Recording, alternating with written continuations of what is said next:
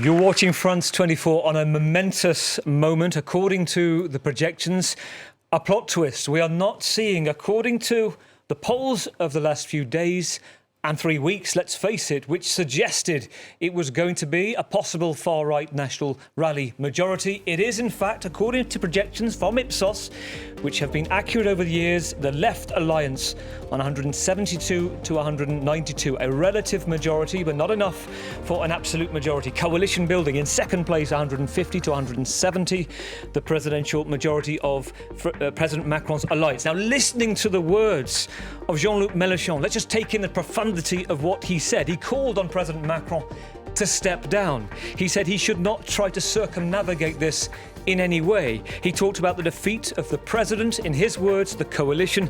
He said a combination is not acceptable. I want to go first to Mark Perelman, French politics editor. First out the gate, first to speak tonight. Well, like last week, basically, Jean-Luc Mélenchon preempting all the other political leaders. He didn't ask the president to leave. He says the prime minister has to leave, but Emmanuel Macron has to admit the results from tonight and that he lost, despite all what he is probably going to say or the prime minister will have to say. But Jean-Luc Mélenchon already saying that the prime minister has to leave, that the leftist alliance won those elections. They should be handed the reins of power.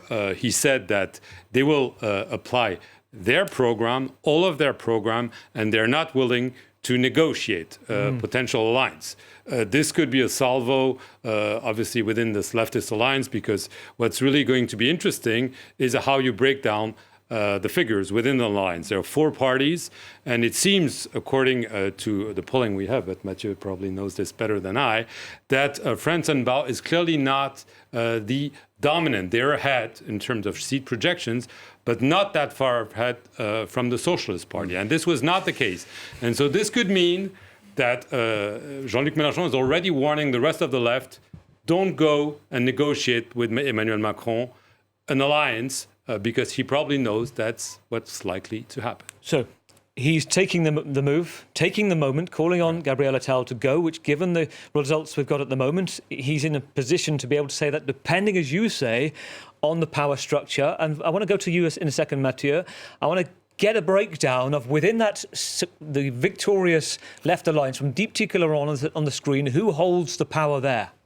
Well, Gavin, what you have on the top here are those projected seats per coalition. So we've been giving you those seats. This is a breakdown regarding that new Popular Front. So that's that left-wing coalition encompassing 4 different parties varying on the political spectrum. So you have here the Greens picking up 32 to 36 seats. You have the Socialist Party, so they're picking up about 63 to 69 seats. Once again, these are all just projections.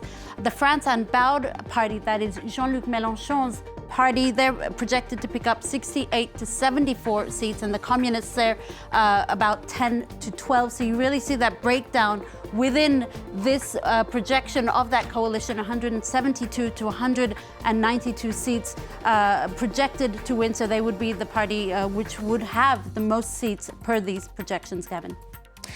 Mathieu, listening to Deep Tika's breakdown, when will we get a sense of the result itself? And as you were saying to us before, it's quite clear in the past IPSOS have been bang on the money. No, I think we're very close to the final tally. And so we can first observe that if the tally is confirmed, we would have the most democratically representative parliament in the world. And not by design, which is very funny, because we haven't got a proportional representation voting system. But the outcome of the election is more representative than what the Germans or the Spaniards have, because we haven't got this 5% threshold. And in the end, compared with the majority in the UK, you can see the difference with the same share. I'm going to interrupt for a moment, Mathieu. We're going to come back. We're going to go to the Socialists and Olivier Faure, its leader, speaking now, a part of that Left Alliance.